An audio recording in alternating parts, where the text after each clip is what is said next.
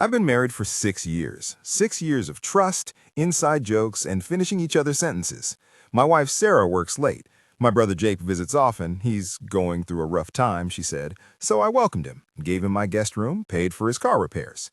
Last week, Sarah's laptop died. She panicked, begged me not to try fixing it, said it had sensitive work files. But I'm in IT. I recover data for a living. So when she left for her conference, I did what I do best. I found everything. The affair timeline matched perfectly with my promotion, the one that tripled our income. I found budget spreadsheets where they calculated my salary, exit strategies, her lawyer's contact info saved as Dr. Martinez. But here's what broke me. Message threads where they laughed. About my anniversary gift, about me working weekends while they were in our bed. He's so clueless, Jake wrote. Just a few more months, she replied. Tomorrow, I'm signing papers that put the house solely in my name. Paperwork I told her was for refinancing. Tonight, I'm hosting the family dinner she requested. They're both coming. They think they're still winning. They have no idea I know everything. Here's how it started. 8 months ago, my life looked perfect on paper. I'd just gotten promoted to senior systems architect at a tech firm downtown, the kind of promotion that came with a salary that made Sarah's eyes go wide when I told her the number. We'd celebrated at our favorite Italian place, the one where we had our first date. She'd reached across the table, squeezed my hand, and said, "We made it, babe. All those years that you working your ass off finally paid off." I believed her. My brother Jake had moved back to town around the same time. He was 28, 3 years younger than me, and going through what he called a rough patch. His startup had failed, his girlfriend had left him, and he was crashing on a friend's couch. When I suggested he stay with us for a while, Sarah didn't hesitate. "Of course," she'd said, already making up the guest room. "Family takes care of family." God, I loved her for that. Jake moved in on a Tuesday. I helped him carry his boxes up the stairs. Everything he owned fit in my SUV. That night, the three of us ordered Thai food and watched old movies. Sarah laughed at Jake's jokes, refilled his beer, made him feel welcome. I remember thinking how lucky I was to have a wife who embraced my family like her own. The first month was great. Jake would cook breakfast on weekends. He'd always been the chef in our family. Sarah and I would come downstairs to find him making his famous blueberry pancakes, coffee already brewing. We'd sit around the kitchen island talking about nothing and everything, normal stuff, family stuff. I even paid for Jake's car repairs when his transmission died, $1,500. Sarah encouraged it. "He's getting back on his feet," she said. "This is what brothers do." The changes started small, subtle enough that I explained them away. Sarah's new project at work, some big consulting contract, meant later hours, more evening calls. I'd come home at 6 to find her pacing in the bedroom, phone pressed to her ear, voice low and intense. She'd wave at me distractedly, mouth "work stuff," and close the door. Jake's job search kept him home most days. When I'd leave at 8 in the morning, he'd be making coffee in his pajamas. When I'd return at night, he'd be on the couch helping Sarah de-stress by watching Netflix. Normal, right? Guy's unemployed, my wife's being kind. The small moments, though, those should have woken me up. Like how Jake knew Sarah's coffee order perfectly. Oat milk, 2 pumps vanilla, extra hot, without her telling him. I'd been married to her for 6 years and still sometimes forgot she hated almond milk. Or how Sarah started showering immediately after Jake left for his evening walks, every single time. I'd hear the bathroom door close within 60 seconds of the front door shutting. When I asked her about it once, she laughed. "I just feel gross after sitting all day. Is that a crime?" I let it go. The family dinners continued. Every Sunday, I'd grill while Sarah made sides and Jake set the table. We'd eat on the back patio, drinking wine, talking about our weeks. Sarah would touch my arm when she laughed. Jake would ask me for advice about job interviews. It felt real. Looking back now, I can see them exchanging glances I didn't catch. Her foot probably touching his under the table. But back then, I saw what I wanted to see. My brother needed help. My wife was generous. I was the provider holding it all together. Then came last Tuesday. I was working from home, finishing up a network security audit in my office. Around 2 in the afternoon, I heard Sarah on a video call in the living room. Her voice had that particular tone, the one she used for important work meetings, professional, clipped. Then I heard the crack. "No, no, no!" Sarah's voice shot up 3 octaves. "Shit! Fuck! No, no, no, no!" I rushed out to find her staring at her laptop screen, which had gone black. She was jabbing the power button frantically, her face pale. "What happened?" I asked, already moving toward her. "It just died. Her hands were shaking. "I was in the middle of a call and everything's gone." "Let me look at it." "No!" She pulled the laptop against her chest like I'd tried to grab a baby from her arms. "Don't touch it!" I stopped, stared at her. "Sarah, I literally recover data for a living. It has sensitive work files." She was backing away from me now, laptop clutched tight.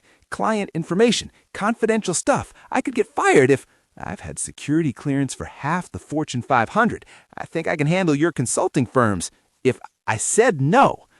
The room went silent. Sarah never yelled at me. Not like that. Not with her eyes wide and desperate. Not with her whole body rigid with panic. I'll take it to the IT guy at work," she said, her voice dropping to something calmer, controlled. "He's certified for our specific systems. I just can't risk—" "Okay," I held up my hands. "Okay, whatever you need." She relaxed slightly. "Thank you. I'm sorry I snapped. This project just has me so stressed." She left the laptop on the kitchen counter that night, said she'd take it to work in the morning, but I caught her checking on it 3 times before bed, walking past, glancing over, making sure it was still there. When she finally fell asleep, I lay awake next to her, staring at the ceiling. Something was wrong.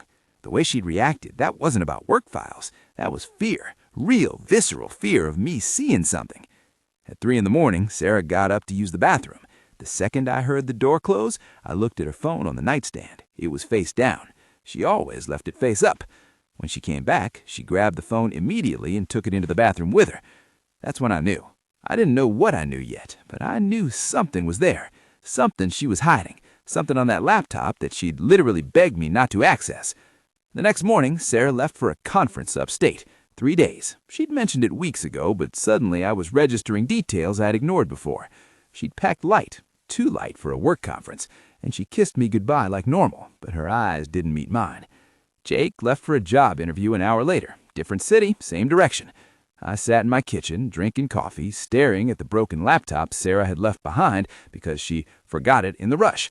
She hadn't forgotten it. She'd calculated that leaving it powered off and broken was safer than taking it with her or letting me near it while she was gone. But Sarah had forgotten one thing. I don't just recover data. I'm the guy companies call when they think their data's unrecoverable. I picked up the laptop and carried it to my office.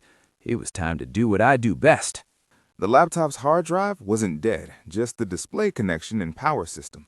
I had it connected to my workstation within 20 minutes running recovery software I'd used to save everything from corrupted hospital databases to seized evidence drives for legal firms. The progress bar crawled across my monitor. 4%, 7%, 12%. I made coffee, stared out the window, told myself I was overreacting. At 23%, the first file started populating.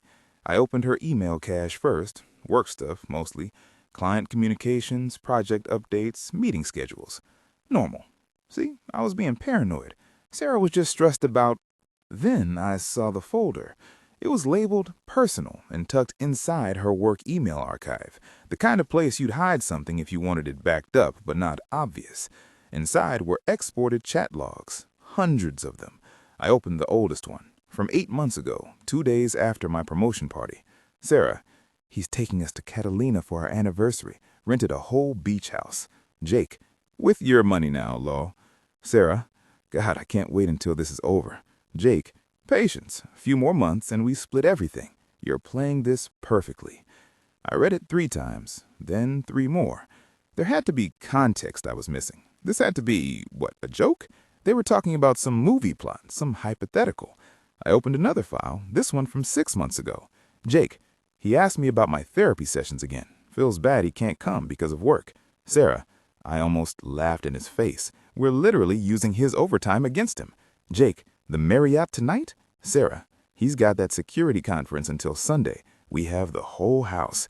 Jake, your bed or the guest room? Sarah, his bed. I want you in his bed. My hands started shaking. I had to put down the coffee mug before I dropped it. That conference, I remembered it. September. I'd been in Phoenix for 3 days teaching a workshop on penetration testing. I'd called Sarah every night. She'd been sweet, supportive, asked about my presentations. I scrolled further through the files and the software kept recovering more. Messages, photos, documents. The photos made me close my laptop, stand up, walk away. But I came back. I had to know everything. There were pictures of them in my kitchen, My living room, my bed. Sarah wearing the lingerie I'd bought her for Valentine's Day. The red set she said made her feel too self-conscious to wear for me. She wasn't self-conscious in these photos. I found a spreadsheet next. Excel file. Financialplanning.xlsx. Jake had made it. The column headers were my salary breakdown. Base pay, bonus structure, stock options, 401k matching. He'd calculated our joint assets, the house value, Sarah's projected alimony based on my new income bracket. There was a note in red text at the bottom. Wait for full bonus payout in March. Community property equals she gets half of everything earned during marriage. Timing is critical. March? That was next month. They'd been waiting for my annual bonus to clear, $60,000. They wanted to make sure it hit our joint account first. I kept digging, recovered more files. Found a folder of screenshots Sarah had taken of our text conversations, my messages to her. Normal husband stuff like, picking up dinner, want anything? And love you, have a good day. But she'd sent them to Jake with commentary. Screenshot, me asking if she wanted me to pick up her prescription. Sarah to Jake, he's so fucking clueless, acts like such a hero for basic shit. Jake, does he seriously not notice I know where everything is in his house? Sarah, he notices nothing. You could probably fuck me on the kitchen counter and he'd just ask if we saved him leftovers. They'd laughed about the anniversary gift I'd saved 3 months for, a custom necklace with our wedding coordinates engraved. I had presented it over champagne at that Italian restaurant. Sarah to Jake with photo of the necklace. He literally teared up giving me this. I had to pretend I loved it. Jake, how much longer do you have to wear it? Sarah, until we file, then it's straight to a pawn shop. I found messages about my Sunday dinners, how Jake barely kept from laughing when I'd give him brotherly advice about job hunting while he was actively planning to destroy my life, how Sarah would kick him under the table when I'd talk about our future, the kids we'd planned to have, the renovation ideas I'd sketched out. Sarah, he showed me paint samples for the nursery today. Jake, you're joking.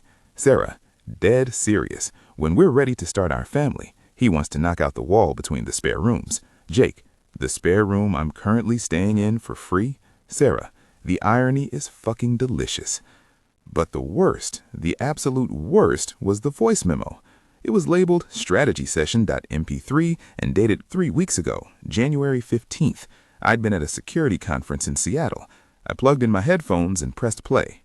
Sarah's voice came through first, breathy and relaxed. Okay, he's gone until Thursday. We have time to actually plan this. Sound of sheets rustling. They were in my bed. I could hear the specific creak of my mattress, the one that squeaked on the left side. Jake's voice, lazy and satisfied. I still think we should wait until after the bonus. Obviously. March 15th, money hits the account, I wait exactly 1 week, then I schedule the meeting. You already have a lawyer? Dr. Martinez isn't actually a doctor. She's the divorce attorney Melissa used. She specializes in high-earning spouse cases. I've been emailing her for 2 months. My wife, planning our divorce from my bed with my brother while I presented cybersecurity protocols to a room full of strangers. Jake's voice again, and he really doesn't suspect anything? Sarah laughed, actually laughed. Baby, he still does my laundry and thanks me for letting you stay here. He's so busy being the good guy, the provider, the big brother, he can't see what's right in front of him. When are you going to tell him? Not until everything's filed. I'll have the papers served at his office. Maximum humiliation.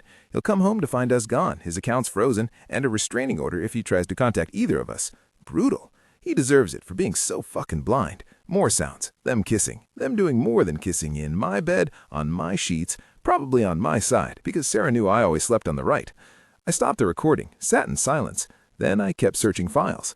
Found her email to Dr. Martinez from this morning before Sarah left for her fake conference. Subject, confirming Thursday consultation. Dr. Martinez, looking forward to our meeting this Thursday, February 6th at 2 p.m. to finalize filing strategy. My husband will be at work and unaware. Asset documentation attached as discussed. Best, Sarah.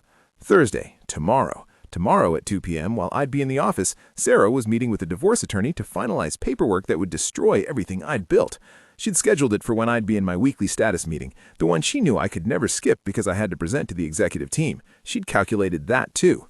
I found another email, this one from Jake to Sarah, sent yesterday. Can't wait for the dinner Friday night. Last supper with the sucker before everything blows up. Should we tell him together or let the papers do the talking? Sarah's response, let's enjoy watching him play Happy Family one last time. He's hosting, so let him cook his heart out for us. Poetic. Friday dinner, the family dinner Sarah had requested for this week. She had specifically asked me to host, to make my famous short ribs, to do something nice because everyone's been so stressed. I'd already bought the ingredients. They were in my refrigerator right now. They were planning to sit at my table, eat my food, smile to my face, knowing that in a week I'd be served divorce papers at my office like a criminal getting a subpoena. I sat back in my chair and looked at my monitors. 9 hours of recovered data, thousands of messages, months of evidence. My wife didn't love me. My brother wasn't struggling. They'd been planning this since the day I got promoted. And tomorrow, Sarah thought she was going to walk into a lawyer's office and start the endgame. But she'd made one critical mistake. She'd forgotten that I'm not just good at recovering data. I'm good at strategy, too. I picked up my phone and made a call to my real estate attorney, the one who'd helped me buy this house before Sarah and I got married, the one who knew the property deed had some interesting details about premarital assets and postnuptial clauses Sarah had never read carefully. Steve, it's me. I need you to prepare paperwork tomorrow morning. Yeah, I know it's fast. I'll pay the rush fee. I opened my laptop and started documenting everything. Screenshots, file exports, timeline spreadsheets of my own. By midnight, I had a folder labeled Evidence with 847 files inside. By 2 a.m., I had a plan. They wanted a Last Supper? I'd give them one they never forget. But first, I had papers of my own to sign tomorrow, and neither of them had any idea what was coming. Something changed in me that night. I like to say it was gradual, that I moved through stages of grief, denial, anger, bargaining, but that's not what happened. What happened was cold, clinical, like a switch flipped in my brain, and suddenly I wasn't a heartbroken husband anymore. I was a systems analyst looking at corrupted code that needed to be debugged. By 3 a.m. Wednesday morning, I created encrypted cloud backups of every recovered file across 3 separate secure servers, 2 offshore, 1 domestic. I documented the timeline in a master spreadsheet with dates, locations, and corroborating evidence. I screenshot every message, exported every email, converted every voice memo to multiple formats. Then I'd organize it all into a presentation deck, 47 slides, titled Evidence of Fraud and Infidelity, Marriage of Sarah and Me, compiled February 5th, 2026. Professional, thorough, airtight. At 6 a.m., I called Steve, my real estate attorney. I need the house transfer paperwork ready by noon, I said. The deed transfer we discussed last year during the refinancing conversation. Steve hesitated. Today's Wednesday. You said you wanted to wait until... Plans changed. I need it today. This is about the refinancing you mentioned to Sarah, right? Where she thought you were just adjusting the mortgage terms. Correct. She'll sign whatever I put in front of her because she trusts me completely. My voice sounded flat even in my own ears. She thinks we're reducing our interest rate. She won't read the actual documents. Jesus. Okay. I'll have everything ready by 11, but you need to understand, if she claims later that she was deceived, she won't. I have documentation that will make her very cooperative about not contesting anything.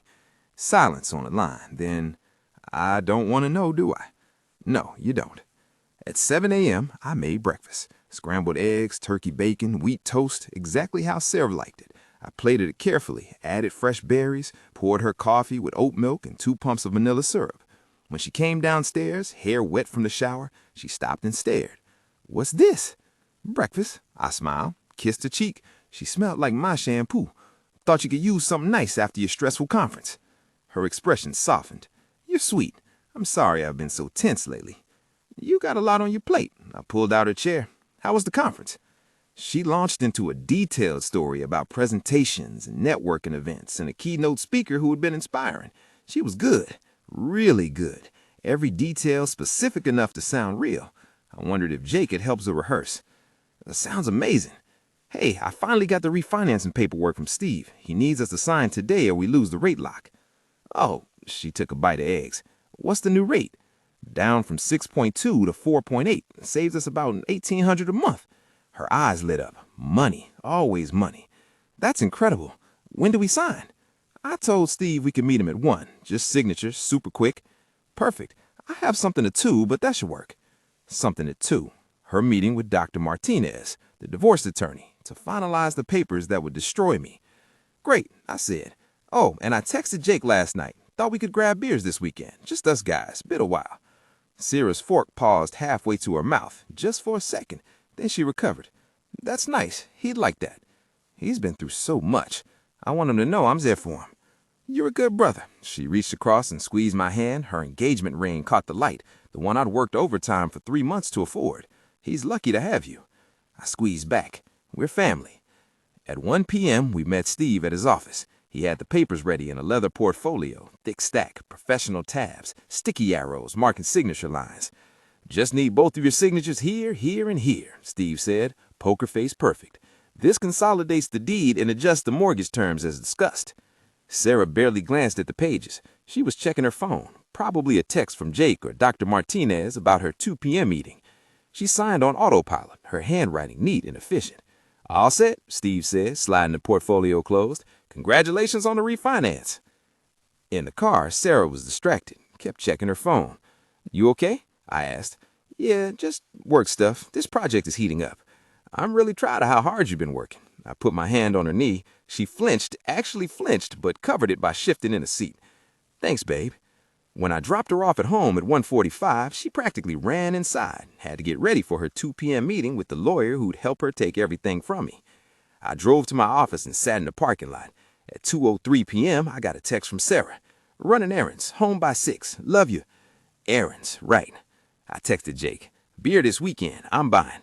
His response came fast. "For sure, man, you the best."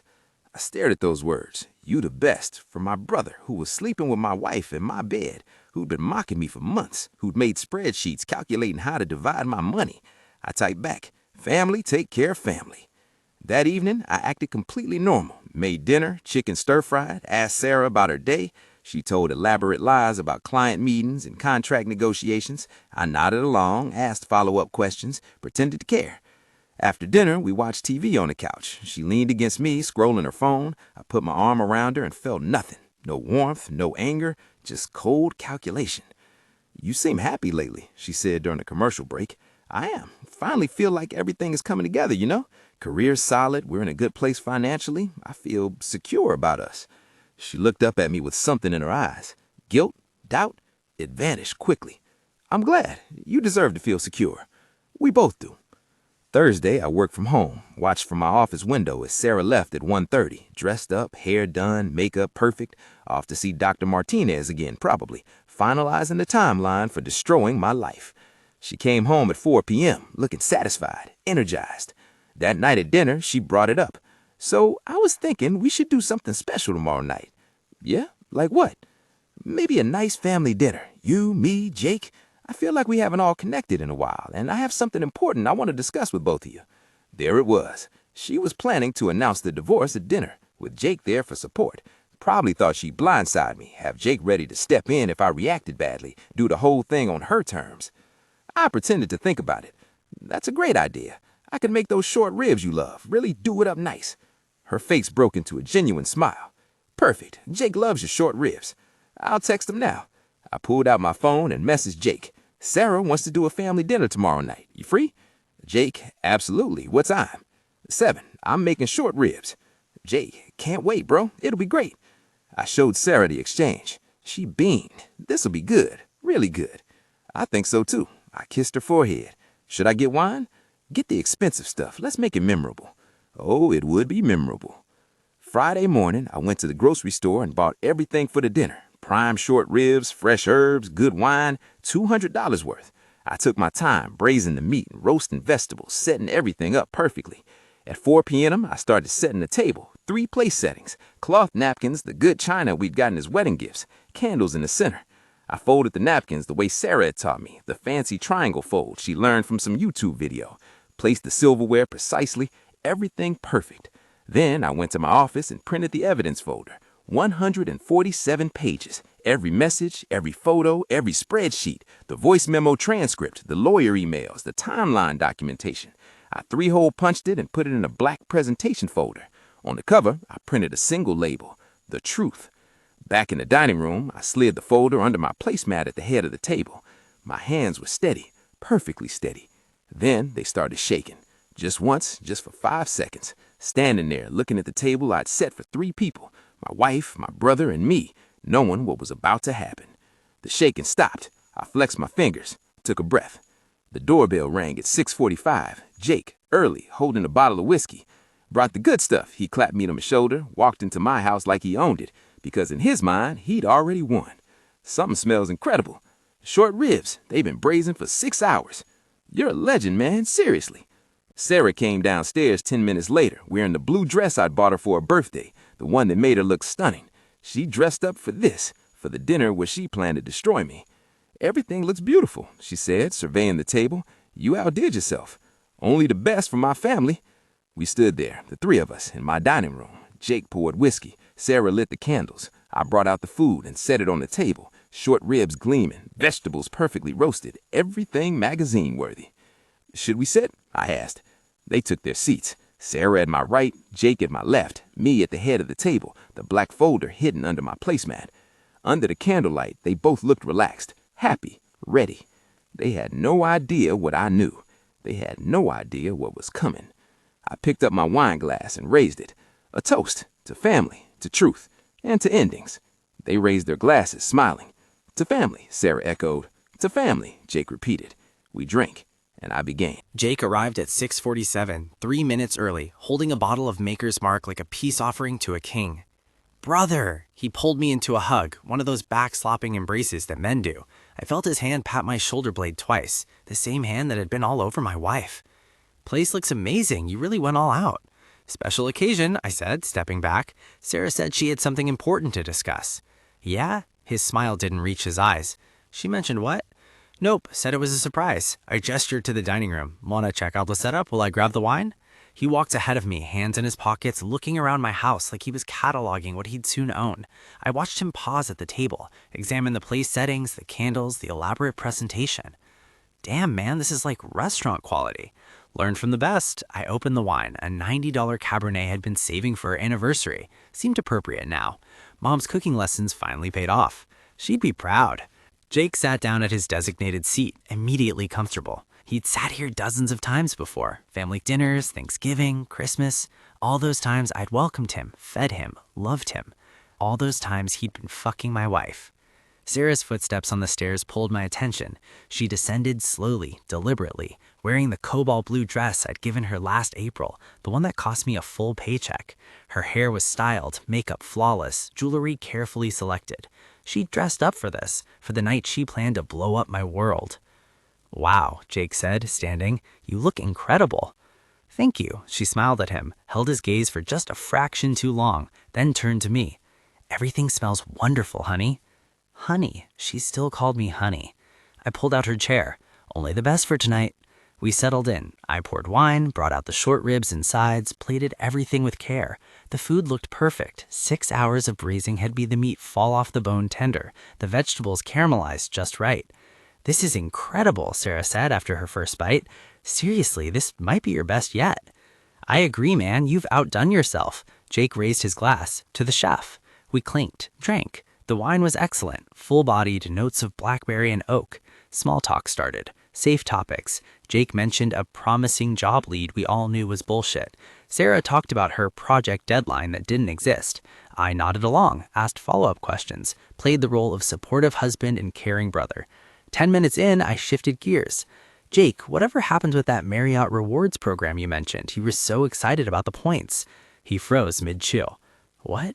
"The Marriott. You said something about the rewards program being great. Was that for the interviews you were doing?" Sarah's fork stopped moving. "Oh, yeah. I mean, I stayed there a few times for, job stuff." "How many points do you get per night?" "I've been thinking about switching our travel rewards. We could use a good hotel program." I don't really remember the specifics." "Shame. I bet Sarah knows, don't you, honey? You travel so much for work." I looked at her. "You must have a preferred hotel." Her face was pale. "I usually just book whatever the company recommends." "Right, makes sense." I turned back to Jake. "How's your bed situation, by the way?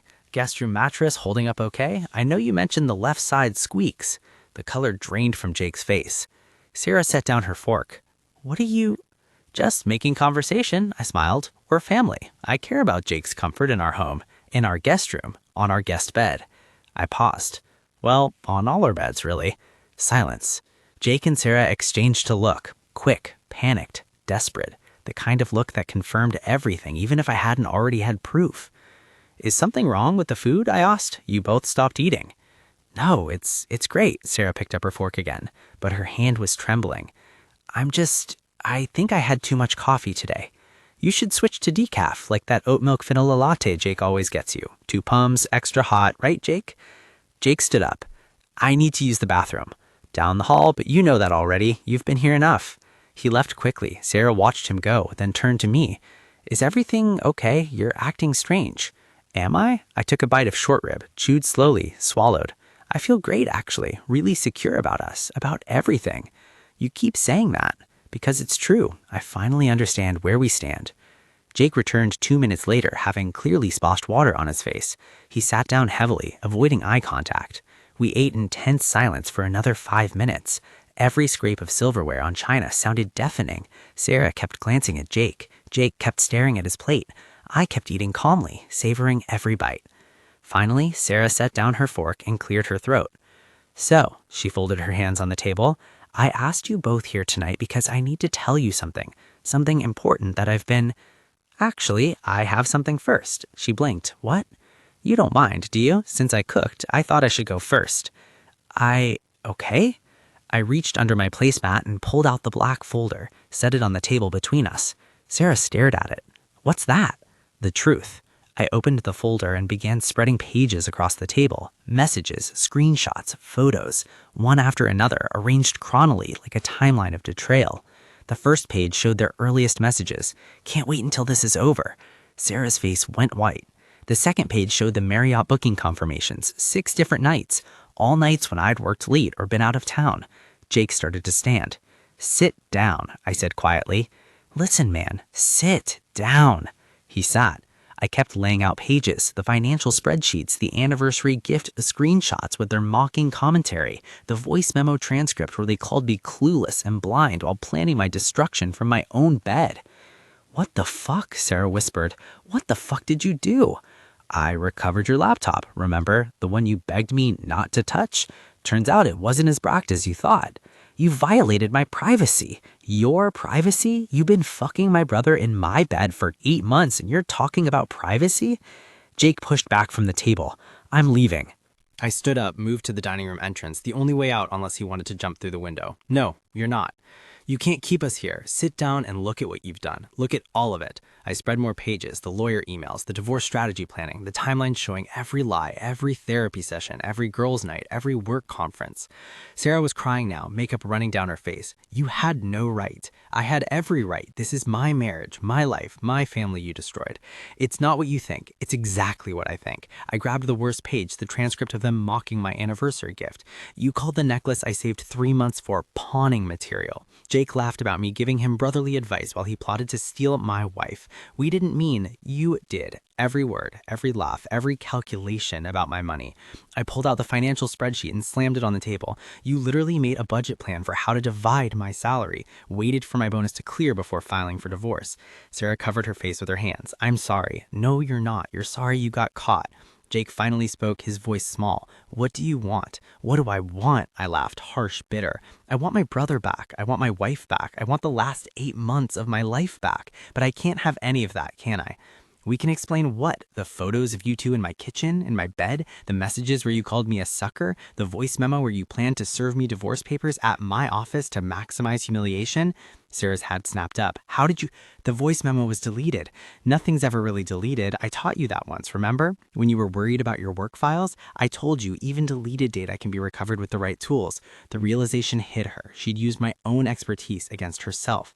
Your meeting with Dr. Martinez yesterday, how did it go? Finalize all the paperwork? Figure out exactly how to destroy me? Sarah's eyes went wide. How do you know about... I know everything. Every email, every text, every plan. I pulled out my phone and opened my cloud storage, and I have it all backed up. 3 separate servers, encrypted, time-stamped, completely accessible by my attorney, and ready for court if needed. Jake stood up again. I'm fucking leaving. With what? Your car that I paid to fix? To go where? Your apartment that doesn't exist? Your job that you don't have? He stood there, fists clenched, looking between me and the door. Sit down, Jake. Fuck you. Sit down or I send this folder to mom, to your friends, to every job you've applied to in the last 6 months. I'll make sure everyone knows exactly what kind of person you are. He sat down. I turned to Sarah. And you, should we talk about the paperwork you signed yesterday? Her face went from white to green. The refinancing? Not quite. I pulled out my phone and showed her the scanned documents. You signed a deed transfer. The house is now solely in my name. Premarital asset with postnuptial clauses that you never actually read when you signed them 6 years ago. That's not, you tricked me. I told you we were adjusting our mortgage. You signed without reading because you trusted me. Sound familiar? That's what I did every day while you planned my destruction.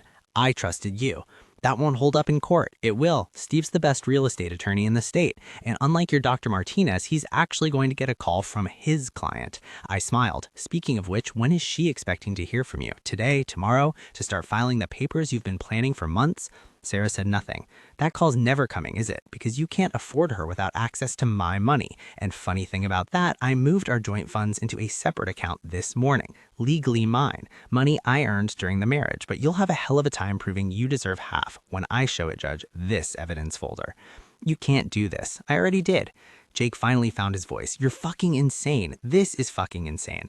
I'm insane? I'm not the one who spent 8 months planning to destroy their own family for money. I'm not the one who slept with my brother's wife in my brother's bed. She came on to me. Bullshit. I slammed my hand on the table. Dishes rattled. I've read every message, every email, every word. You both wanted this. You both planned this. You both laughed at me while you did it. Silence fell, heavy and thick. Sarah was crying quietly, mascara rivers down her cheeks. Jake stared at his plate, jaw clutched. I stood at the head of the table, looking at both of them. You wanted a family dinner. Here it is. Sit there and think about what you've done. Think about every lie, every betrayal, every laugh at my expense. Please, Sarah whispered, can we just talk about what? How you were going to divorce me next week? How you've been counting down the days until my bonus cleared? How you practiced your speech about growing apart while you fucked my brother? She flinched like I'd hit her. I sat back down, picked up my fork, cut another piece of short rib. You're both still here because you have nowhere else to go. Jake, you have no apartment, no job, no money, except the one I've given you. Sarah, you have no lawyer, no divorce paperwork, and half your clothes are in a suitcase for your fake conferences. I took a bite, chewed, swallowed. So sit there, stay there, and watch me finish this dinner I spent 6 hours making for people I loved. Neither of them moved.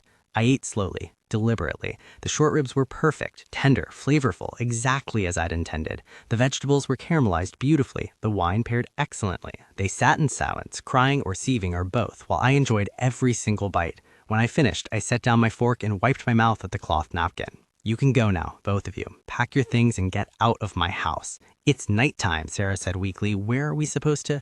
The Marriott has good rewards points. I'm sure you'll be comfortable. I stood up, gathered my plate and glass, and walked to the kitchen. Behind me, I heard Sarah's chair scrape, Jake's footsteps, whispered, frantic conversation. I washed my dishes in the sink, taking my time while they scrambled upstairs to pack. 23 minutes later, they came down carrying suitcases. Sarah's eyes were swollen, red, destroyed. We need to talk about this, about what happens now. My lawyer will contact you. You remember Steve, the one whose office you were in yesterday when you unknowingly signed away your claim to this house. You can't just, I did. You're trespassing in my home now. Leave before I call the police. Jake opened his mouth, then closed it. You looked smaller somehow, diminished. They left through the front door. I watched from the window as they loaded suitcases into Jake's car, the car I paid to fix. They sat in the driveway for 5 minutes, talking, arguing, Sarah gesturing wildly. Then they drove away. I stood in my empty house looking at the dining room table. 3 place settings, candles burned down to nubs, half-eaten meals on 2 plates. 1 empty clean plate where I'd sat. 147 pages of evidence spread across the table like a paper grave. I picked up my wine glass and raised it to the empty room. 2 endings, I said, and drank alone. The calls started at 11 p.m. Jake first, 12 calls in a row. I watched my phone light up on the kitchen counter, his name flashing again and again. I let every single one go to voicemail. The voicemails were predictable. Apologies, excuses. Let me explain. It wasn't supposed to happen like this. I fucked up. Please just talk to me. I deleted them without listening all the way through. Sarah called at midnight, only once, left a voicemail that was just her crying for 2 minutes before hanging up. I deleted that one too. Saturday morning, Sarah's mother called. What did you do to my daughter? Linda's voice was sharp, accusatory. She showed up at her house at midnight, hysterical, saying you kicked her out. What the hell happened? Ask her. I'm asking you. Sarah said you had some kind of breakdown, threw her out over nothing. It wasn't nothing. Then what was it? She's devastated. She can barely speak. I sat at my dining room table, the same table where I'd spread the evidence less than 12 hours ago. The pages were still there. I'd left them out deliberately. Linda, I'm going to send you something. After you read it, if you still want to call me and yell, I'll answer, but read it first. Send me what?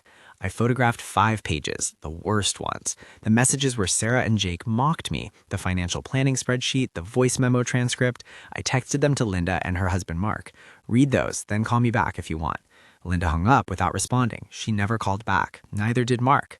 2 days later, Sarah's sister Rachel called. "You're a fucking psychopath," she said, violating her privacy, trapping her, humiliating her. "Did your parents show you what she did?" Silence. "Then that doesn't excuse yes or no. Did they show you?" More silence. "Yes, then you know exactly what she did for 8 months with my brother while I paid his bills and trusted her completely." Rachel's voice got quieter. "I still think the way you handled it was cruel.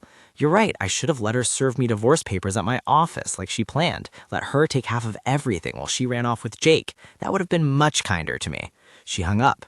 Sarah's family stopped calling after that. My own mother was harder. She called Sunday afternoon. "Jacob won't talk to me," she said. Her voice was shaking. "He's not answering calls. What happened at dinner?" Sarah's mother said, "Mom, I need you to sit down." "I'm already sitting. What's going on?" I told her. Not everything. I spared her the worst details, but enough. The affair, the planning, the betrayal, the financial calculations, the fact that Jake had been living in my house, eating my food, accepting my money while actively destroying my marriage. She was quiet for a long time. "Are you sure?" she finally asked. "Are you absolutely certain?" "I have 8 months of messages, photos, voice recordings, financial documents. I'm sure." I heard her breath catch, then crying, quiet at first, then harder. "Mom, my boys," she sobbed. "My boys, how did this happen? How did I raise someone who could do this?" "You didn't raise him to do this. He made his own choices." "I need to talk to him. He won't answer. He knows what he did." "And Sarah is with him. They left together." More crying. "Then what are you going to do? Divorce her, sue Jake for the money he owes me, move on." "Honey, I'm so sorry." "I know, Mom. If you need anything, I need you not to forgive him too quickly. He doesn't deserve it." She didn't respond to that, just cried until we both said goodbye. Jake never came home for Sunday dinners after that. Mom stopped asking. Why? The divorce proceedings started in March. Sarah hired a different attorney. Apparently, Dr. Martinez wanted a retainer Sarah couldn't afford now that I'd moved our joint funds. Her new attorney was cheaper, less specialized, out of his depth. My attorney, Steve, brought the evidence folder to the first meeting. All 147 pages, professionally bound with a comprehensive index. Sarah's attorney spent 20 minutes reviewing it while her client sat there, pale and silent. "This is extensive," he finally said. "My client is thorough," Steve replied. "Some of this was obtained through legal data recovery of community property. The laptop was owned jointly, kept in the marital home, and my client has professional expertise in data recovery. Everything here is admissible." Sarah's attorney flipped through more pages, stopped at the financial planning spreadsheet, read the voice memo transcript, looked at her client. "Did you actually plan to have him served out of his office?" Sarah didn't answer. "Miss Sarah, I need you to answer." "Yes," she whispered. Her attorney closed the folder, rubbed his face. "I need to speak with my client privately." We stepped out. Steve smiled at me, a grim professional smile. "This is over," he said. "She has no leverage. The house is yours. The evidence proves infidelity and financial planning to defraud. She'll be lucky to get her clothes and her car." He was right. Sarah signed the divorce agreement 6 weeks later. She got her personal belongings, her car, and nothing else. No alimony, no property settlement, no claim to my retirement accounts or savings. She signed it without negotiating. But there was one more complication. The money. I'd kept meticulous records of every dollar I'd given Jake. Car repairs, $1,547. Grocery money, $840. Loan for interview clothes, $650. Phone bill payments, $360. Gas money, $200. Emergency dental work, $900. Total, $15,097. I filed a civil suit for repayment plus interest. Jake tried to claim they were gifts. My attorney produced text messages where Jake explicitly called them loans and promised to pay you back when I'm on my feet. The judge ruled in my favor. Jake was ordered to repay $16,500, including interest and legal fees. He didn't have it, still doesn't, probably never will, but it's on his credit report now, a judgment that follows him, makes it harder to get apartments, loans, credit cards, a permanent reminder. Then there were the mutual friends. Sarah and I had couple friends, people we'd known for years, dinner party people, game night people. They all wanted to know what happened. I showed 3 of them the evidence, just 3, the ones I knew would talk. Within 2 weeks, everyone knew. The social circle collapsed like a dying star. Sarah got disinvited from book club, from the monthly brunches, from the group chat for weekend plans. Jake lost his gym buddies, his poker night invitation, his standing invitation to watch football at Marcus's house. I didn't even have to destroy their social lives. They did it themselves. I just provided the truth. But the worst came in May. Sarah texted me, "We need to talk in person." I almost didn't respond, but curiosity got the better of me.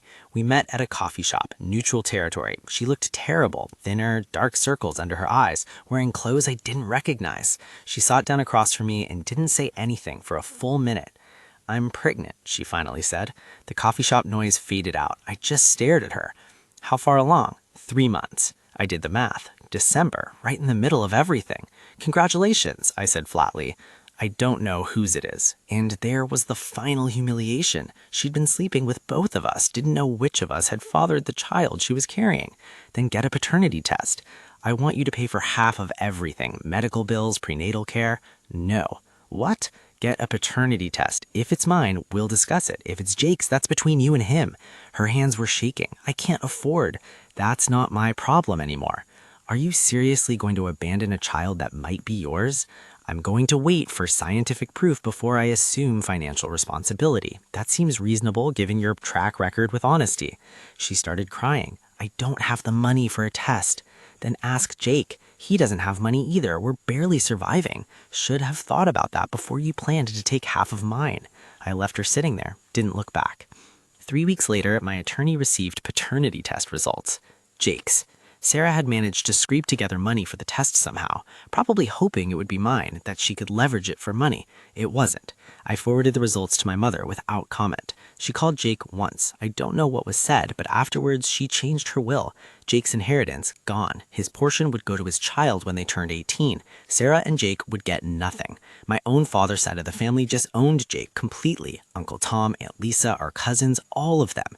Jake became a ghost, erased from family photos, not invited to reunions, his name not spoken at holidays. Sarah's family did the same to her. I heard through the grapevine that her father refused to acknowledge the pregnancy, refused to help, refused to be involved. They destroyed their families, along with their lives. 6 months later, I saw them in the grocery store. I was in the produce section examining apples when I heard Sarah's voice in the next aisle, that particular cadence I'd known for years. I looked around the corner. She was showing, 6 months pregnant, wearing a maternity dress I didn't recognize. Her hair was different, shorter, unstyled, no makeup. She looked exhausted. Jake was with her, pushing the cart. They were arguing quietly about something, money probably. Both of them had lost their jobs. Sarah's consulting firm had fired her for ethical violations after the divorce details leaked. Jake had never found work. They were broke, isolated, living in some cheap apartment using money from who knows where. Sarah's hand rested on her belly. Protective, unconscious. Jake's eyes followed the gesture, and something in his face softened. Just for a second. They loved each other, despite everything. They actually loved each other. That somehow made it worse. They turned down the aisle toward me. I could have ducked away, hidden, avoided the confrontation. But I didn't move. Sarah saw me first. She froze mid-step. Her hand tightened on the cart handle. Jake's eyes met mine. He looked older, hollow. We stood there for 3 seconds that felt like hours. Then they turned around and went the other way, quickly, desperately, like I was a predator and they were prey. I watched them go, watched Sarah's hand still resting on her belly, protecting Jake's child, watched Jake put his hand on her back, gentle, supportive. They'd lost everything. Jobs, family, friends, money, dignity, but they had each other, and I had won. I finished my shopping, drove home to my empty house, the house that was solely mine, legally, completely. I walked through rooms that echoed, sat at the dining table where I'd destroyed them, looked at the guest room where Jake used to sleep. My phone had no messages, no calls, no plans for the weekend. I'd won, decisively. Completely. So why did it feel so hollow? That night, I opened my laptop, pulled up the encrypted cloud storage containing all the evidence, 3 servers, thousands of files, 8 months of betrayal documented in excruciating detail. I'd looked at it regularly, reminding myself I was right, justifying everything I'd done. But tonight, I just stared at the folder. Evidence of fraud and infidelity, marriage of Sarah and me, compiled February 5th, 2026. My finger hovered over the delete button. I'd kept it for leverage, for court, for proof, for the moment when doubt crept in and I needed to remember why I'd burned everything down. But the divorce was final. The judgments issued. The families fractured beyond repair. What was I keeping it for now? To relive it? To torture myself? To have evidence of the worst thing that ever happened to me? I selected the folder. Click delete. The system asked, "Are you sure? This cannot be undone." I paused. Thought about Sarah's face in the grocery store, about Jake's hollow eyes, about the child they were bringing into their destroyed lives, about my empty house and my empty life, and my perfect Pyrrhic victory. I clicked yes. Then I deleted the backups, all 3 servers, every file, every message, every photo, every piece of evidence that I'd used to destroy them. It took 15 minutes to erase 8 months of betrayal. When it was done, I closed my laptop. The evidence was gone. Not for them, they'd never know I deleted it, but for me, so I could stop reliving it, stop scrolling through their messages at 2 a.m., stop torturing myself with proof of what they'd done. I stood up, walked to the kitchen, poured a glass of the expensive whiskey Jake had brought to that final dinner, sat in my living room alone and drank. Outside, the neighborhood was quiet. Families in their houses, couples on their couches, lives continuing normally while mine had imploded and reformed into something unrecognizable. I had won. I had the house, the money, the moral high ground, the satisfaction of watching them lose everything. But I was sitting alone in an empty house, drinking whiskey, having just deleted the only proof that I was ever right. Sarah was with Jake, pregnant with his child, broke and isolated, but together. And I was here, victorious, solitary, financially secure, and emotionally gutted. There's no moral to this story, no redemption arc, no moment where I learned forgiveness or found peace. I destroyed them because they destroyed me first. They're together and broken. I'm alone and whole. We all lost everything that mattered. That's the truth. And truth, I've learned, doesn't care about justice or fairness or who deserved what. It just is. I finished the whiskey, rinsed the glass, turned off the lights. Tomorrow I'd wake up in my house, go to my job, live my life. Without them, without the evidence, without the constant loop of betrayal playing in my head. It wasn't freedom. It wasn't closure. It was just after. And after is all any of us get. I walked upstairs to my empty bedroom, lay down on the right side of the bed, the one I'd always slept on. The left side stayed empty. It always would. I closed my eyes and tried not to dream of the family dinners we'd never have again.